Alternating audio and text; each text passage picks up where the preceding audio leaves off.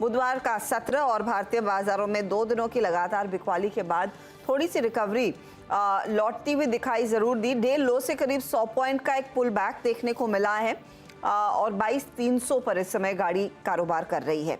तो क्या हो आपकी रणनीति और स्पेशली किन स्टॉक्स की बदौलत ये पुल बैक आया, उस पर डिटेल में चर्चा होगी। लेकिन पहले समझ लेते हैं कि इंडेक्स में पुल बैक के क्या इंडिकेशन है। निफ्टी बैंक में भी अटेम्प्ट हुआ था, लेकिन निफ्टी बैंक अभी भी वो नेगेटिव टेरिटरी से बाहर नहीं आया है। वीरू, निफ्टी क्या संकेत दे रहा है, पहले तो ये बताएं। हाशना, देखिए निफ्टी में आपको पुल बैक नजर आएगा, लेकिन उससे कहीं स्ट्रॉन्ग पुल बैक, या फिर अब मैं दूसरे शब्दों में कहूँ तो निफ्टी के पुल बैक को स्पॉन्सर करने वाले कुछ ही स्टॉक्स थे, और वो डिफरेंशियल अगर आप निकाल दें तो वो है रिलायंस इंडस्ट्रीज। ये सुबह फर्स्ट टिक से हर्ष था, आई थिंक मैंने ही कैच किया था सुबह सबसे पहले, और ये दूसरे तीसरे नंबर पे कॉल भी गई थी। रिलायंस का 100 डे एक्सपोनेंशियल मूविंग एवरेज के ऊपर से जो पुल बैक आया, उसने निफ्टी की तेजी को आई थिंक स्पॉन्सर किया। अदरवाइज अगर आप निफ्टी बैंक को देखें तो सुबह से रत्ती भर कॉन्फिडेंस नहीं था, और मेरी क्लियरली अप्रोच थी का आज सुबह भी, और जो ट्रेड अभी स्क्रीन पे प्ले आउट होके गया, सुबह के लेवल्स लेके आइए स्क्रीन पे, क्या हमने अप्रोच तय की थी। देखिए कल जो ब्रेकडाउन था वो था 432 का, वो क्या था, मतलब 22,432, वो था 20 day exponential moving average. Technically उसके ब्रीच होने तक, जब तक आप उसको रीगेन ना कर लें, उसके ब्रीच होने तक, तब तक आपको सेल ऑन राइज करना है। मेरी क्लियर अप्रोच थी, बिलो 22413 आपको सेल करना है जब तक ये ट्रैजेक्टरी पार नहीं हो रही है। बट ट्रेड्स को स्क्वायर ऑफ, ट्रेड्स को शॉर्ट को कवर कहाँ करना है, कौन से ऐसे पॉइंट्स हैं जो कि आपके शॉर्ट ट्रेड पर पुल बैक जनरेट कर सकते हैं, यानी आपको कवर कहाँ करना है, बेस लेके आइएगा। एक थी 50 डे एक्सपोनेंशियल मूविंग एवरेज की ट्रैजेक्टरी, वो क्या थी, करीब करीब 22,241, प्लीज जरा लेके आइएगा, यस 232 और 167। आज का हमारा इंट्राडे लो इसी बेस के भीतर रहा हर्षदा, एग्जैक्टली इस पॉइंट के बीच में रहा। तो सुबह का ट्रेड शॉर्ट कवर के लिहाज से और हायर लेवल से सेल करने के लिहाज से अब तक ठीक ठाक रहा है। मैं आपको हर्षदा स्टैट्स दिखाता हूं, जो कल एक्सपायरी है ना उसके स्टैट्स दिखाता हूं। 6 कॉल्स और पुट्स आएंगे आपकी स्क्रीन पे। अभी भी ये बाजार भले ही आज कुछ सेगमेंट्स अच्छे कर रहे हो, रिलायंस अच्छा कर रहा हो, लेकिन बहुत कन्विक्शन बटोरने में अभी नाकामयाब है। आप देखिए हर्षदा 22,400 की कॉल, जिस क्लस्टर में आपका 20 डे एक्सपोनेंशियल मूविंग एवरेज है, वहां पे आउटस्टैंडिंग वाई 80 लाख का है, एंड दैट्स ह्यूज।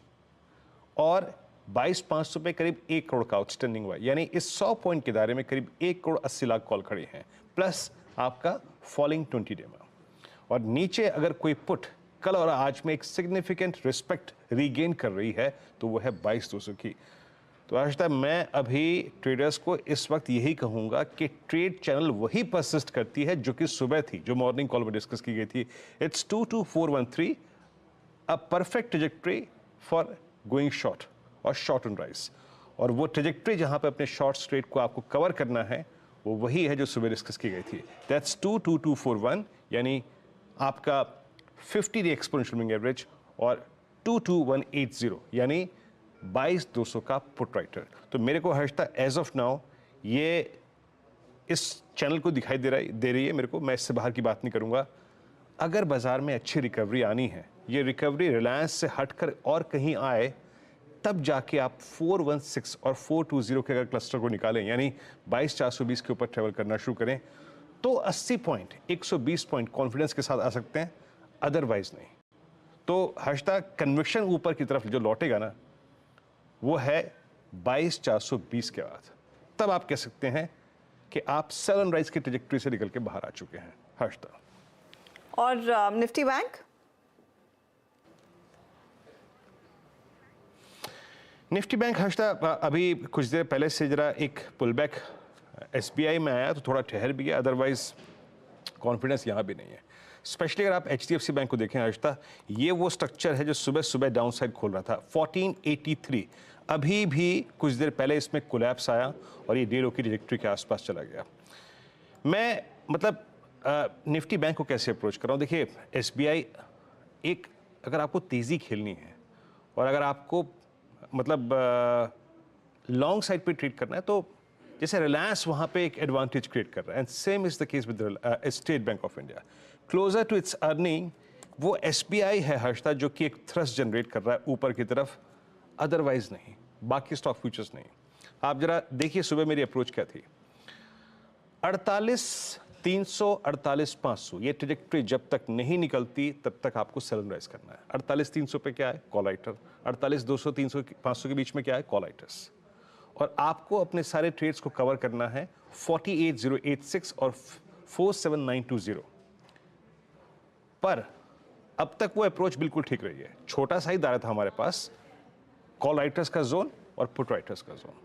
बट मैं फिर कह रहा हूं हर्षदा, अभी तक बैंक निफ्टी पे मेरे पास कॉन्फिडेंस रत्ती भर नहीं है।